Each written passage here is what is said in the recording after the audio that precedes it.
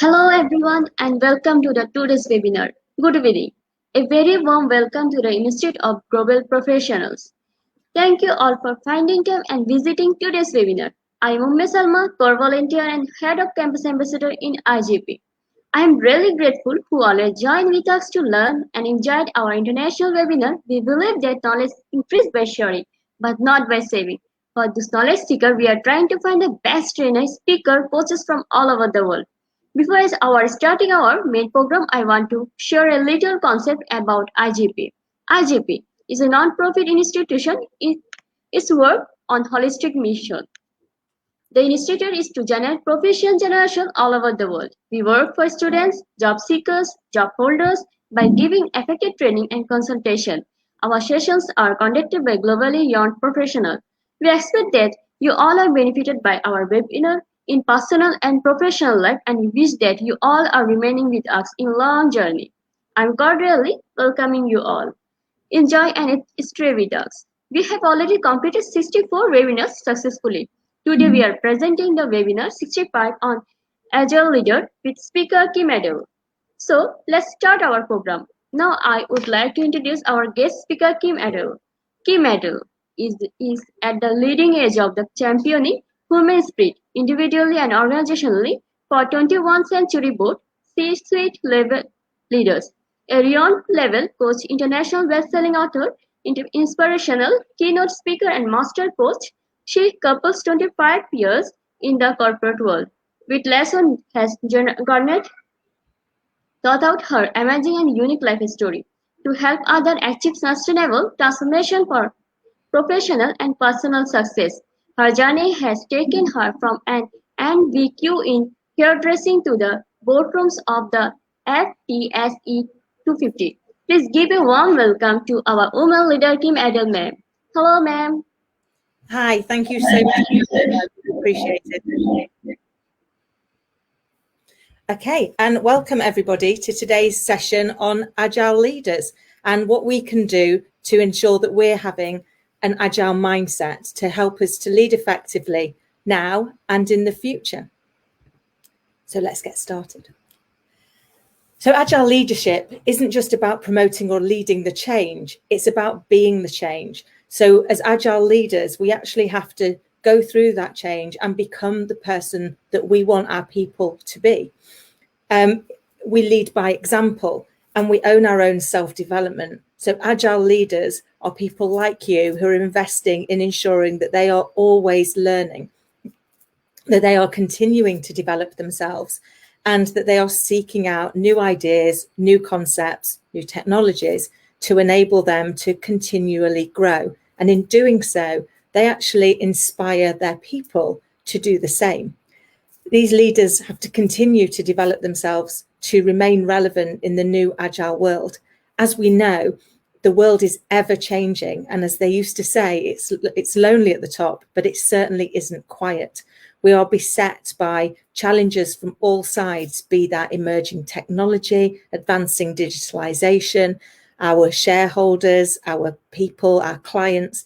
Everybody is wanting a part of us as leaders. And we need to be able to grow our development and our mindset to enable us to effectively navigate across the emerging world. A key part of that is our culture. So defining our culture is a crucial part of any organization and any team. And to ensure that we're living the desired culture, we need to continually review it. We have to make sure that actually what we're saying is our values, is what we're living. Because when our people see a disconnect between what we do and what we say, it has detrimental impact on our culture and how successful we can be. Being really clear with our people on what our culture is and how we want to bring that to life is a critical part of how agile leaders are successful. Another part is the environment. Research shows that actually 69% of people are finding leading right now the hardest in their lifetime. And that's not a surprise. We already had all the challenges of our emerging world. And then we've got the additional challenges of the pandemic. So understanding the environment in which we're operating and enabling ourselves to actually find some time to self-care, to enable us to be able to take care of our people, is crucial to our success. And then we've got the other outside influences. With the pandemic enforcing changes to the way we work, it can feel increasingly more difficult to make this happen. We're now having to manage people that are working in more remote locations, and that can really help us to drive into our communication style. We need to communicate more, not less, and we need to be able to demonstrate trust. If ever there were a time in history for agile leadership to come into its own, now is the time, which is why people like you are investing now in learning these skills to help you to continue to evolve and be successful in your future as well as in your current. So what are the agile leadership principles? They're very simple. There's 4 of them. The first one is that you co-create the goals. This is ensuring that the goals are really clear and that everybody knows what it is that you're looking to achieve. It's much more about co-creating those goals than it is about giving commands and direction. It's about facilitating the ownership. So actually encouraging your people to be able to own the goals and the part they play, so that everybody understands exactly what it is that they're expected to do and why that is important to the overall goal. It enables people to then be able to understand the role that they play. And when we understand the role that we play, even the relatively mundane elements of tasks can become significantly easier to do because you understand their importance. To bring this to life a little bit more, there was a documentary back in the 1970s in a Jaffa cake factory. And the documentary maker went over to this gentleman whose role appeared to be using a little bit of metal to push the Jaffa cake, the Jaffa itself, onto the center of the sponge. And the gentleman said, "My role is really important." You could almost see the documentary maker's eyes roll. Why was this job so important? So the gentleman explained, "My job is really important because it's my job to put the Jaffa in the center of the sponge. And if it's not in the center of the sponge, then the chocolate won't fully cover it. And if the chocolate doesn't fully cover it, then the sell-by date is reduced. And if the sell-by date is reduced, we can't sell to corner shops because their turnover isn't great enough. And as a result, our market opportunity is reduced, and so is our market share." So he understood, even though he had a seemingly menial job, the importance of that role to the success of the organization. And as a result of that, he was able to do so with pride. So it's a great example of how they'd been very clear on what the goals were, but he also totally owned his part in that journey. And being able to do that for our people is crucial to our success in being able to really drive agile teams. The next one is to learn faster. There's an old saying that says, "Fail fast, fail quick, and learn." And that's what agile leadership is all about. It's not about being the best, it's about learning the fastest. And it's the leader's role to promote learning from experiments and failures. One of the key tools for agile leaders is their lessons learned. They're constantly looking at the mistakes that they make to see what they can learn from that and how they can try again, but this time in a slightly different way. It's the continuous improvements that enable us to make the significant step change that really makes the impact. And that's why agile leadership and agile methodology in general works so well. It's about taking the biggest problem and then sprinting on the smallest answer. Keep stepping forward, even if they're a small step, because you will edge towards your goal. So developing that culture within your organization where it's okay to fail. That doesn't mean to say that we all go out of our way to fail. Obviously, we still need to set this up to try and succeed. But when we fail, we recognize that it's not the mistake that defines us. It's what we do with that mistake. It's how well we look at it to understand what it's taught us, and then to take those learnings and apply them to the next actions that we take. And this all really pulls into designing our culture. So the Agile leader has to envision, design, and improve the culture of the organization. They have to embody that culture. If you're wanting to create a culture where it's okay to fail, then you have to be able to recognize your own failings and share those with the team. By sharing some of our vulnerability without losing our credibility, we're really able to create that safe space for people to be able to take more risks. And that's a large part of the Agile leader, that ability, that mindset to take a risk, to do something that's outside of our comfort zone. Now, we know that we need to do that within our risk appetite. So whatever is the risk appetite of the organization, we need to ensure that we're making those decisions within that appetite, but that we are willing to take that leap of faith and to empower our people to take that leap of faith too. So the Agile leadership principles, if we just recap on those, is to co-create the goals, to facilitate the ownership, to learn faster, and to design the culture. So this doesn't feel like you're being talked at for too long, we're going to have a quick quiz to just recap on what we've gone through so far. Now, this will be an odd one because obviously you can't answer me back. So I'm going to ask the questions and ask you to just write them down for yourself so that you can just check in on how well you're learning this so far. So the first one is, can you name the 4 principles of Agile leadership? I'll give you a moment or two to be able to write those down.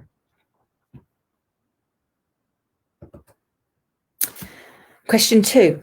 Agile leaders believe that mistakes are an opportunity to learn and evolve.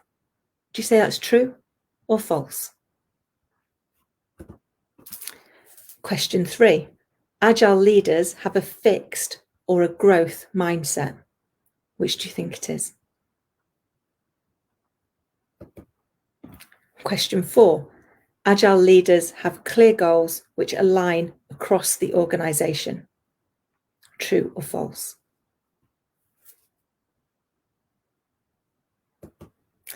And finally, which of these are most important to Agile leaders? Is it clear instruction? Is it clear goals? Or is it both?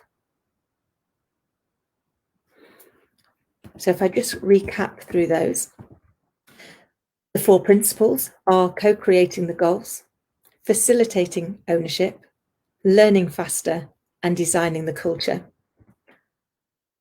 Agile leaders do believe that mistakes are an opportunity to learn and evolve, so that would be true. Agile leaders have a growth mindset, and we'll come on to that in more detail.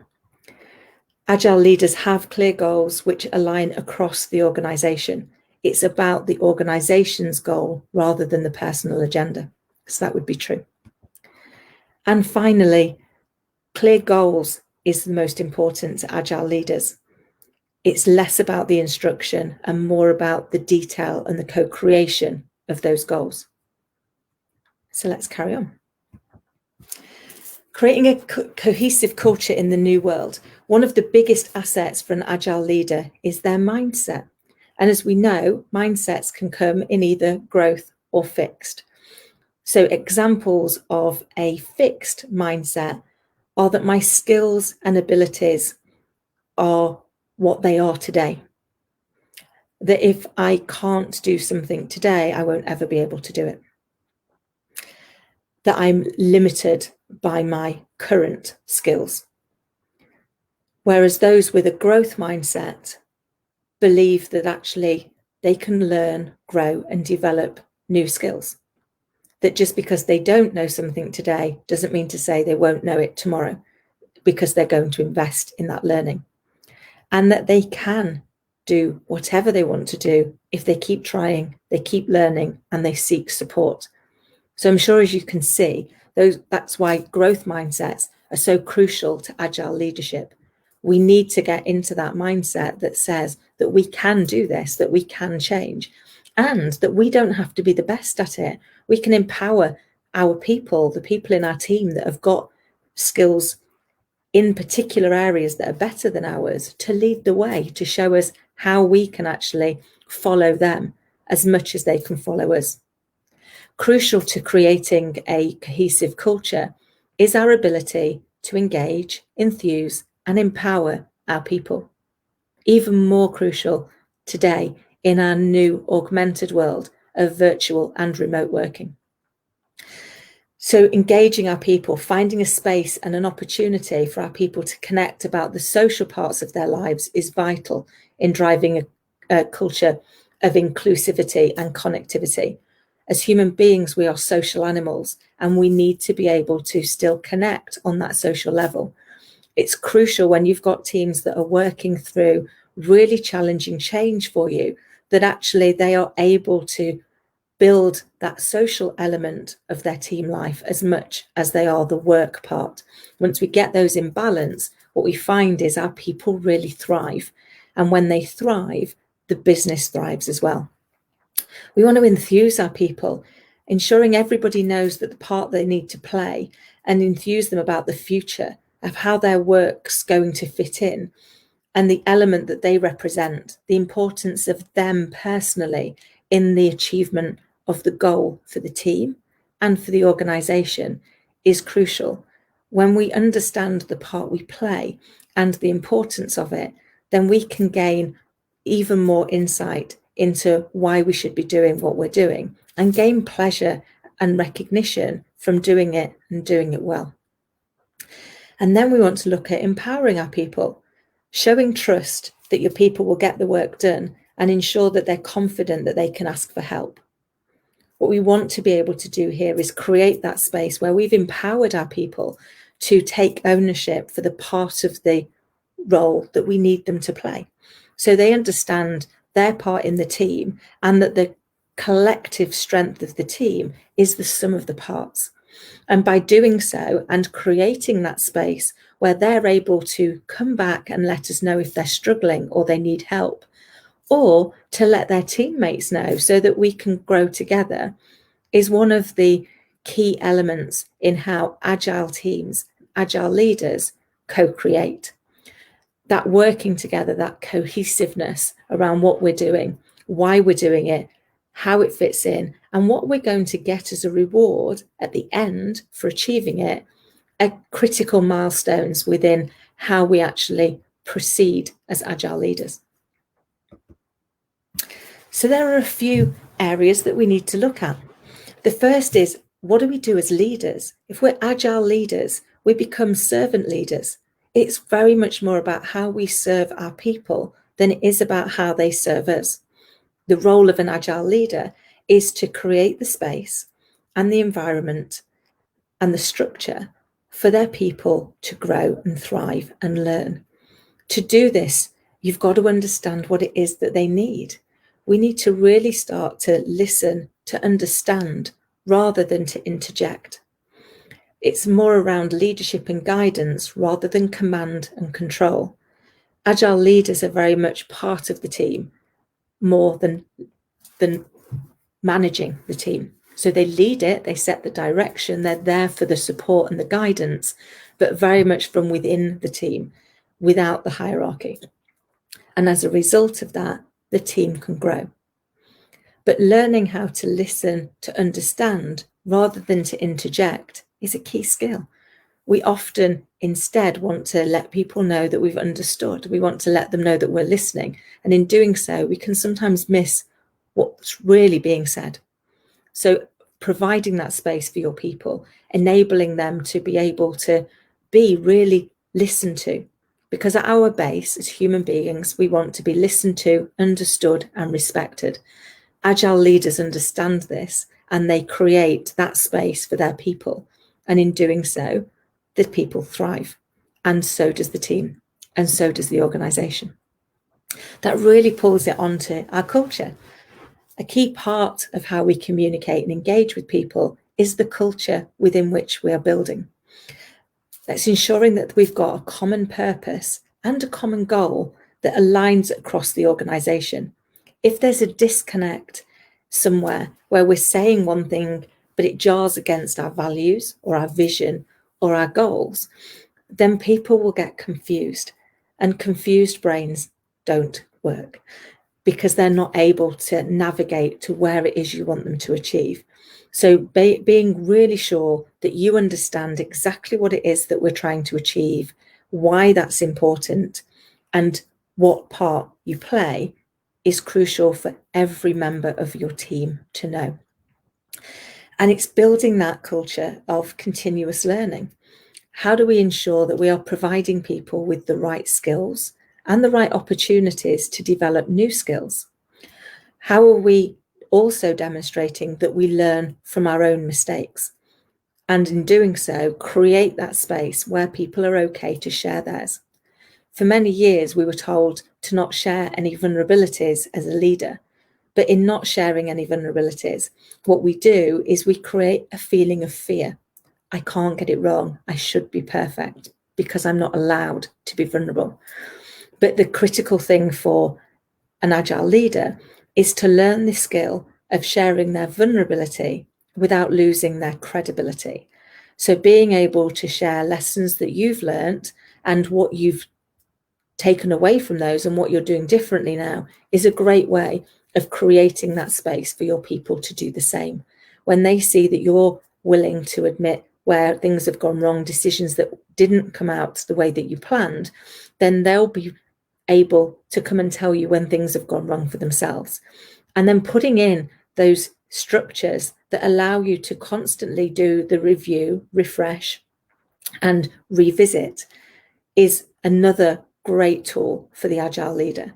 It's that constant iteration of what it is that you're looking to do, how you're going about it, and how you move forward on your goal. The next one is about collaboration. So collaboration of all participants of the team, ensuring that there's equality, that everybody gets to be included and have their voice heard. It's not about the hierarchy, it's about the collective strengths of the team.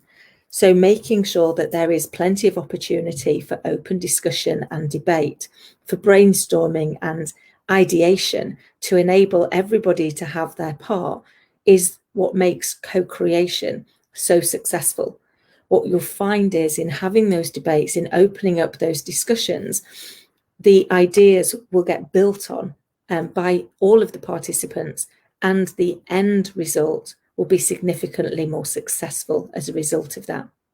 Collaborating in the new world can be more challenging. We're all here on the other end of technology, facing cameras. There's some face-to-face things, but being able to ensure that there is a regular space where you are ideating together is really important.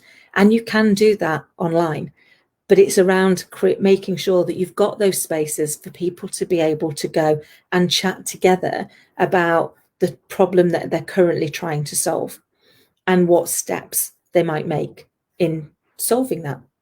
And also, how are they going to weigh up which of the options that they've identified is the most appropriate one to move forward? But building that constant, continuous improvement mindset really allows you and your people to take the pace of agility that you need in the new world. And it builds the final pillar, resilience. When we're facing problems, people with a growth mindset show greater resilience and they're more likely to persevere in the face of setbacks.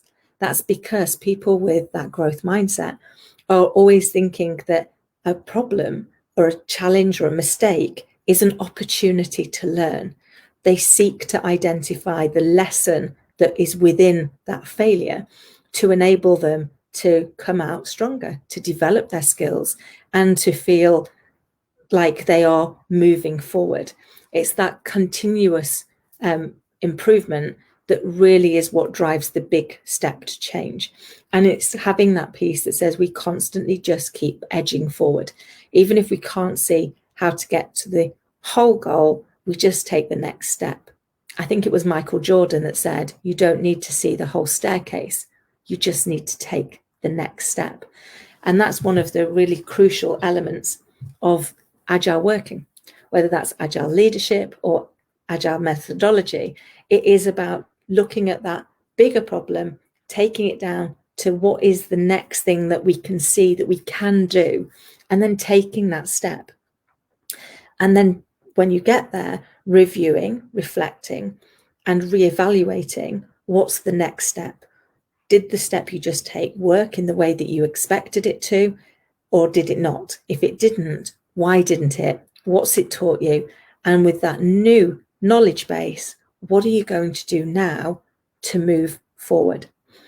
So as you can see, as we go through all of this, the co-creation, the driving ownership for the people, the continuous learning, and the cohesive culture around pulling everybody together and creating that collaborative, co-creative space, our ability to engage, enthuse, and empower our people is one of our most crucial skills as a leader.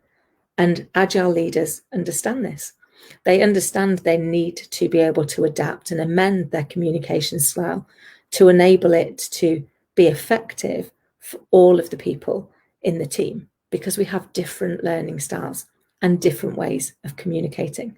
But when we do that, when we become servant leaders, when we build that cohesive culture, when we maximize our ability to collaborate, and we build our resilience mindset, then we can actually really take step change for ourselves and for the organization. So how do we reframe our leadership thinking? Learning to reframe our thinking is an invaluable skill, and following some simple steps, you can reframe your thinking to lead effectively in the new Agile world. The first one is to understand. So listening to understand rather than to interject, and also understanding what's actually happening right now, and looking at what's factually happening and what am I making it mean. As human beings, we respond to the emotion, not to the fact. So a fact might be somebody didn't turn on their Zoom screen. I had this with a client recently. What he'd made that mean was that that person didn't respect him. They didn't value his time, that they weren't very good at their job, that they were ineffective. What had actually happened was they didn't turn on their screen. What he'd made it mean was a whole myriad of things that talked more about his feelings and where his mindset was. But that's what he was going to respond to. So really taking those moments to say, actually, factually, what's happening? And then what am I making it mean? And bring it back to the what's happening. Seek always to understand that is really important. The next one is about encouragement. It's encouraging all of your people to participate and have a say. It's also encouraging all of your people to trust themselves, to step out of their comfort zone, to take that risk in a calculated way, and to constantly develop themselves and their skills, to seek out opportunities to learn new things from each other and from outside, and demonstrating that you're on that journey with them, that you are also constantly learning. As my nan used to say, every day's a school day. And as a leader, and particularly as an Agile leader, that couldn't be more true. Continuous learning is crucial for us all. As we continue to evolve, as the world continues to evolve, there is so much more for us to be able to learn. So creating that culture where you continuously learn is a vital part of Agile leadership thinking. Removing that fear of failure and learning from mistakes is a big step to take. All too often when we make a mistake, we just want to move past it. But actually, Agile leadership is about looking at it, understanding it, and identifying what is the lesson that it's teaching us. Why did it go wrong? Was the whole thing wrong, or was it just an element of it? Because if we can identify the element of it that went wrong, we can replace that element with something that will work. And that will enable us to try again. And I guess that's the constant piece around agility. You could take it back to Edison, who said, I didn't find a way to invent the light bulb. I identified 10,000 ways not to. It's a great example of Agile leadership thinking, even back then. At no point did he think to stop. His goal was to create light. He knew he could do it. And every time that he tried and failed, He'd look at why it failed, he'd adapt, he'd refocus where he was going, and he'd try again, he'd take another step. And that really is agility in leadership in action. And that might feel like we're going to have to go through a lot of mistakes before we get things right. It's not always the case. But having that mindset around lessons learned allows you to look at when things went well, why did they go well? What worked so well about them? And how can you replicate that? When things don't go so well, why didn't they go so well? What is it that didn't work? And how can you reframe, refocus, and try again to hopefully have a better outcome? It's having that passionate curiosity to constantly want to take the lesson from anything that happens. And when we start to really embrace that passionate curiosity, everything else becomes so much easier. We suddenly start to realize that challenges are just an opportunity. They might feel like a more difficult opportunity, but they are an opportunity for us to learn. And that's probably one of the key elements in Agile leadership. And the final one is trust. So learning to lead with trust and becoming a mentor to your people. It's about giving them the space to be able to try, but knowing that they've got your support and you on hand to help them. It's very much more a coaching and a mentoring style of leadership than some of the more traditional ways that we've managed and led people in the past. It's recognizing that actually people in the team can be more skilled than you in certain areas, and that's okay. Because it's not our role to know how to do all of the things that they know how to do. That's why they're on the team. It's our role to help them understand the part within which they play and ensure that they've got all the support, guidance, and tools that they need to enable them to not just survive, but thrive. So if we recap over what we've learned around the Agile leadership and what it means to you, you've got the 4 principles. So it's about co-creating your goals, working collectively to identify the best way to achieve. It's about engaging your people and ensuring that they are clear on what it is that you want them to achieve to enable them to be successful. It's about creating that environment of continuous learning. It's about how quickly we learn. If we remember, it's fail fast and then move forward, so that we are always iterating. It's creating that cohesive culture that enables people to grow together, to work out where they're going to be and how they move forward. And it's facilitating the ownership, ensuring that our people own the part that they need to play and understand its importance.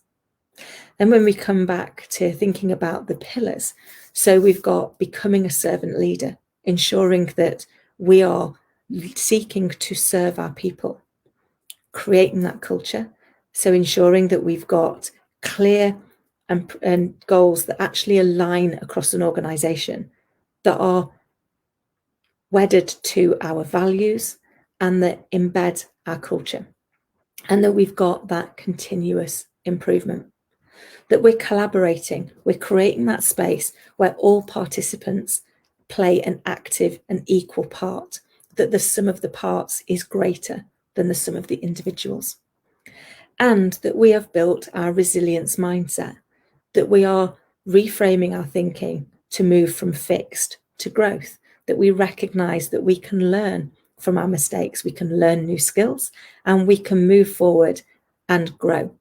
But some of that is not just about what we learn, but it's about what we do with what we learn. So we're all very good at going and learning more and more and more. We've got a constant strive to do that. But one of the key things about the Agile leader is it's not just what they learn, but what they do. So when they learn new things, they implement them to enable them to see if they're working well, or to give them that opportunity to pause, reflect, and refocus when they need to. And then we've got the final elements here, how you reframe your leadership thinking. So ensuring that you are understanding what's actually happening, what am I making it mean, and what does that person seek to do next? What's important to them? Why is it important to them? And how can you help them? Listening to understand rather than to interject. It's about encouraging people to be able to really step in to their growth and their goals, and to get out of their comfort zone and take that leap of faith. It's about that continuous learning, knowing that every day is a school day, and seeking to constantly learn, iterate, and move forward. And it's about trust, creating that safe space where people know that they are trusted to be able to take those steps, to learn from their mistakes, and to create their space in the team. Put all of these together and you will actually have become an agile leader.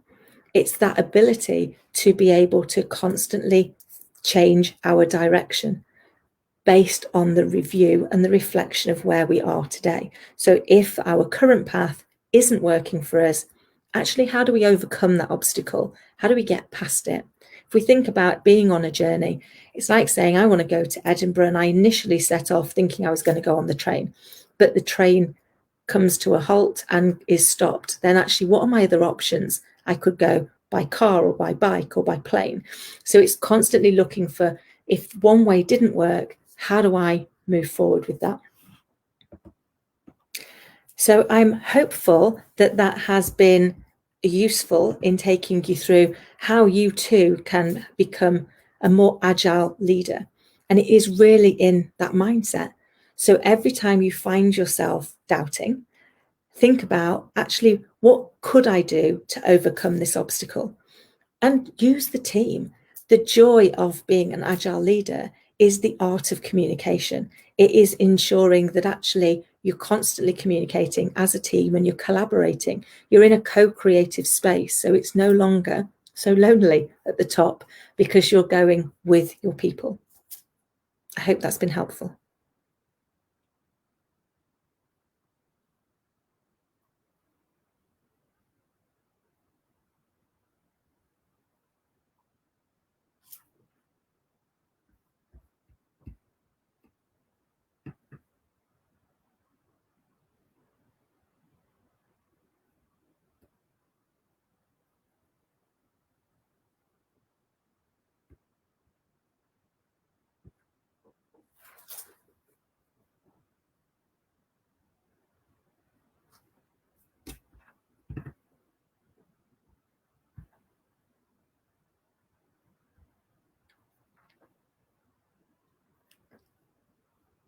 So thanks so much for the questions. I'm just reading them, so forgive me if you think I'm just sat here looking at you.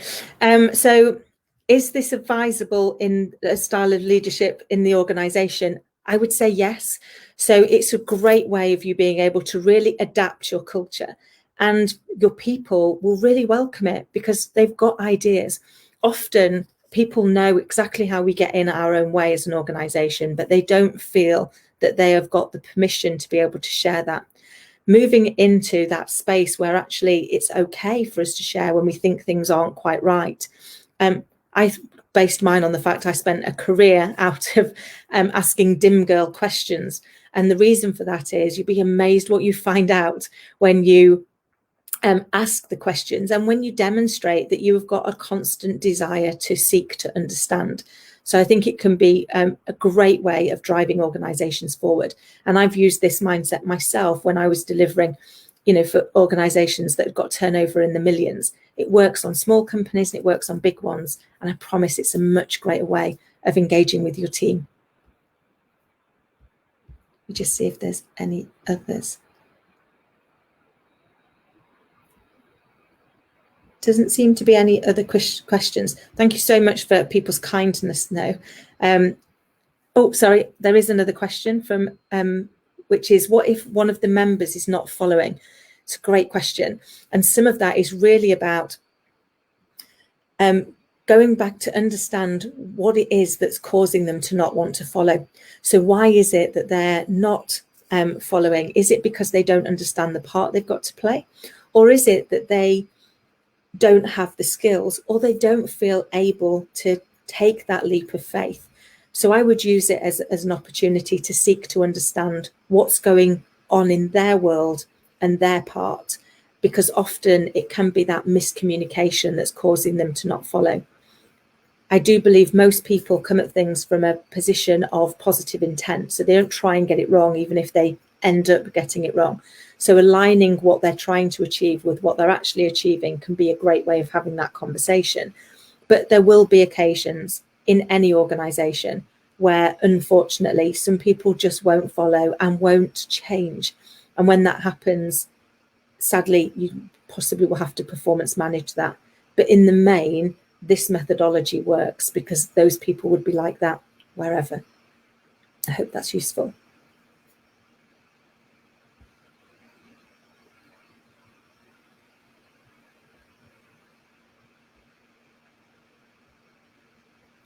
So how can Agile leaders come up with sustainable solutions during the pandemic? Great question again.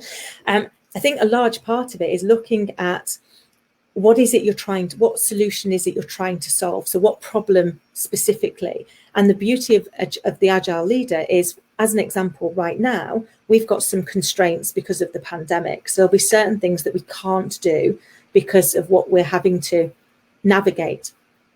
But as an Agile leader, you can make a solution that works for right now, but still have a line of sight to, and actually, what will I do next to make it more sustainable? So what elements of it will need to change as we move into the future? And that's why I believe Agile leadership is going to be really critical as we navigate through the pandemic and out the other side, because we're going to need to keep iterating. And one of the challenges we've faced in our past is we've had a much more structured mindset. We've had a goal in sight, an end in sight. And once we get there, we stop looking at how we can evolve and how we can amend. And yet, actually, that is the whole point of organizational life. It's moving ourselves into a place of constant evolution. And Agile leadership is a great way of being able to bring that to life.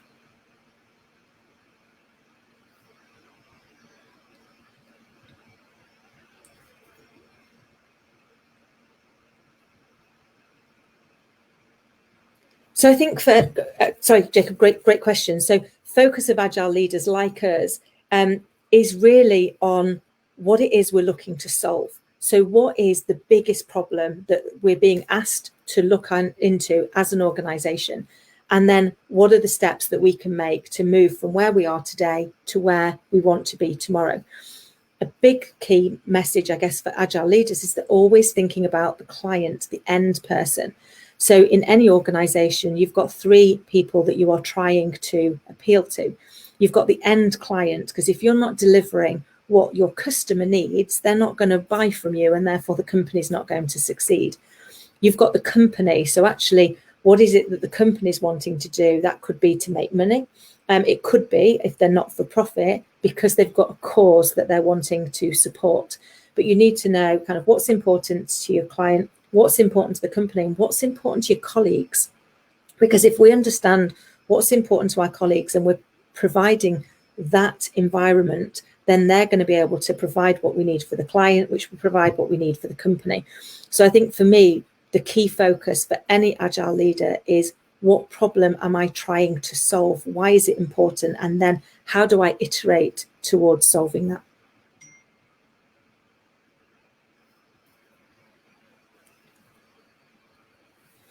So great question, Jan. The basic attitudes are that real drive around continuous learning for yourself, that leading by example, that you are demonstrating that you are constantly wanting to learn, evolve and grow, that you're willing to look at your mistakes and learn from them and use those learnings to help your people to learn, and that you are there to serve them. It really is that servant leader piece where we're driving to be their coach and mentor rather than their manager, because it's demonstrating, therefore, that culture where you can continuously grow together.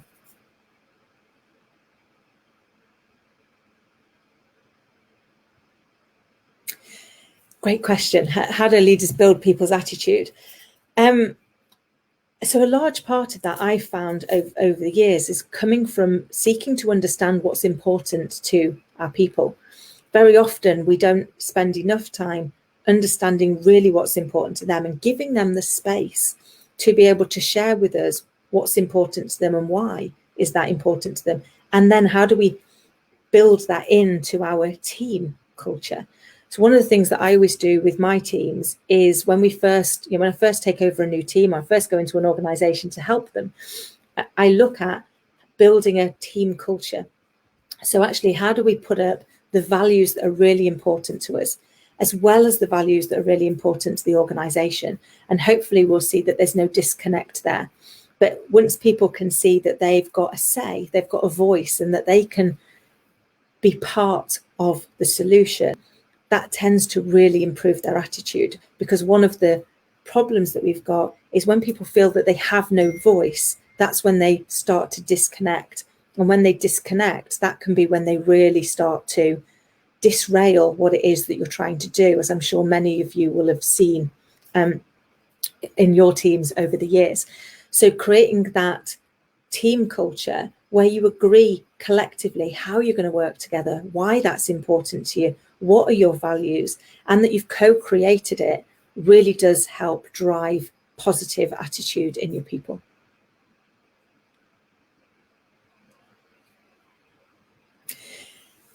So to motivate the team, I've always found that actually creating that collaborative space, making sure everybody has a voice, taking that time to explain to them what they're going to get as a result of achieving it, why it's important, how does it fit in to their goals and their ambitions.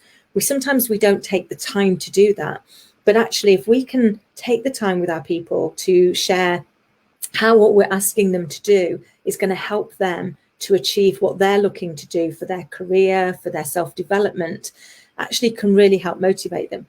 But also ask them, actually, where do you get joy? What is it that motivates you? What is it that really works for you? I remember having a team once, and all I asked them to do was say thank you. And they came back and they're like, oh, it's not as easy where we are. You know, we're R&D, we're technology.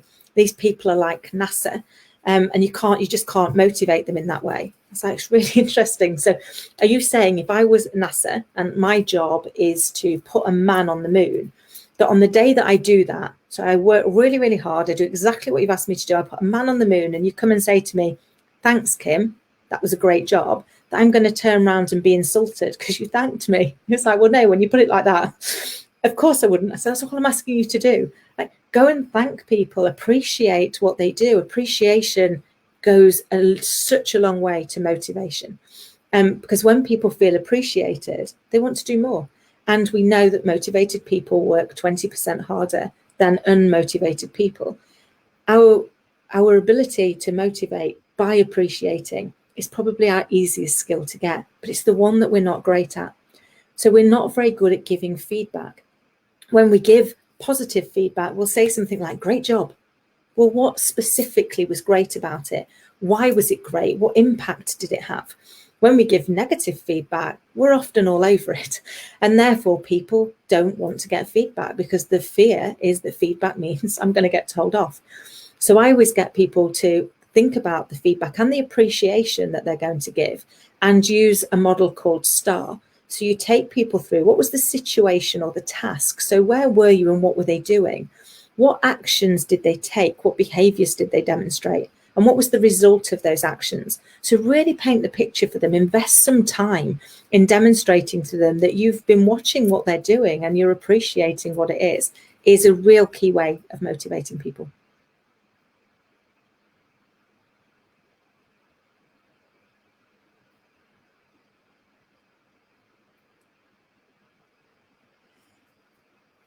Great question. And actually, I work across the boards of a number of schools, and I understand and appreciate the challenge right now as we're dealing with COVID and all the additional challenges.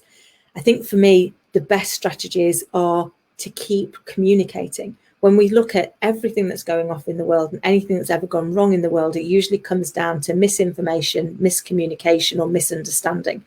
So I think the best strategy for leaders, whether that's in schools or outside of schools right now, is to communicate more. There can be no such thing as over communication, because one of the challenges that we face as human beings is, in the absence of facts, we create a story, and the stories are normally nowhere near what the facts are. So reminding people of what's happening, why it's happening, what you're doing, and its importance is crucial.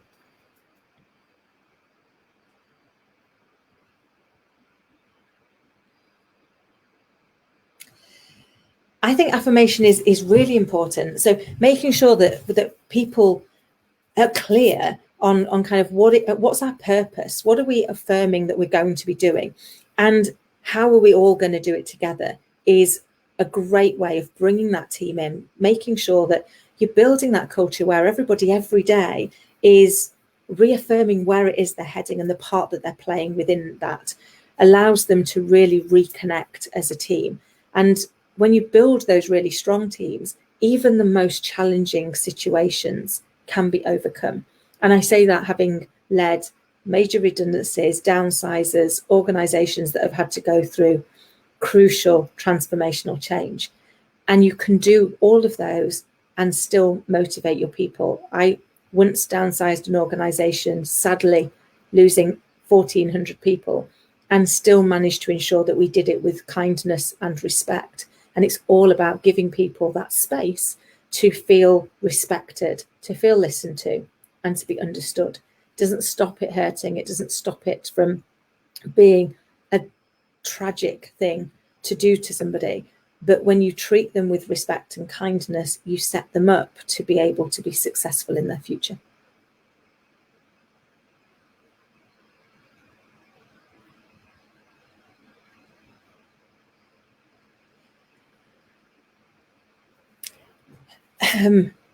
I think, again, it's all about communication. So one of the challenges that we face is there'll be moments in our life, and there's a great book that I would recommend to everybody that you read. It's called Crucial Conversations.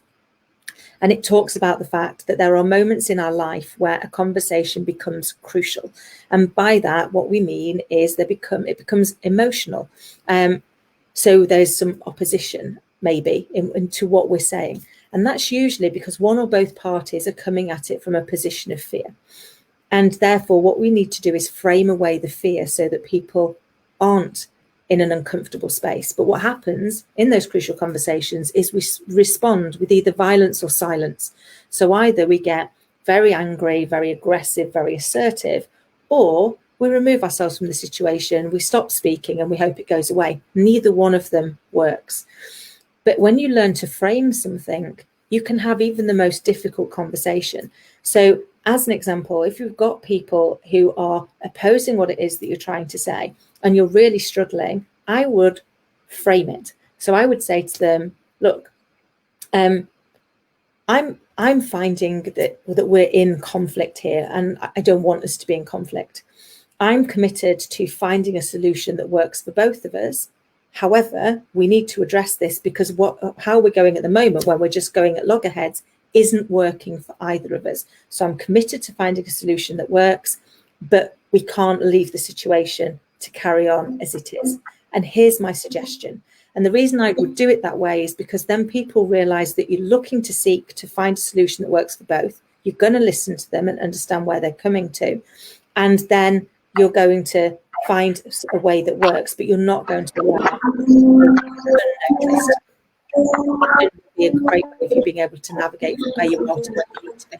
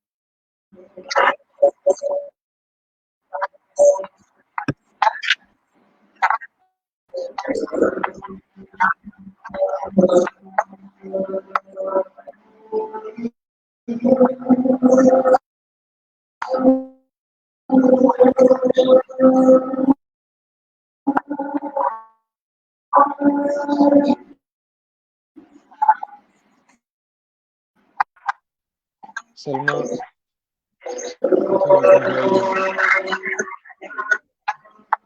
I think we can't hear you, Salma. Hello, ma'am. Hello.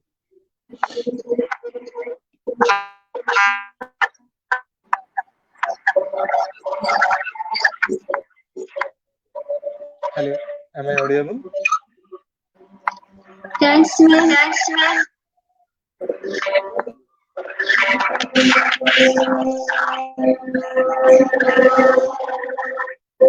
Thanks, ma'am, for giving your valuable insight on Agile Leaders. You gave a clear concept about Agile Leaders, especially the principle of Agile Leader and reframing leadership thinking. These are so much essential in leadership achieve goal and more successful. I think audience like your speech and they are asking so many questions. Uh, Participants, I would love to thank you all for my deep heart for attending uh, attending today's sessions. Hopefully you learn something new and you will implement it in your life. Please leave a review and recommend on our page.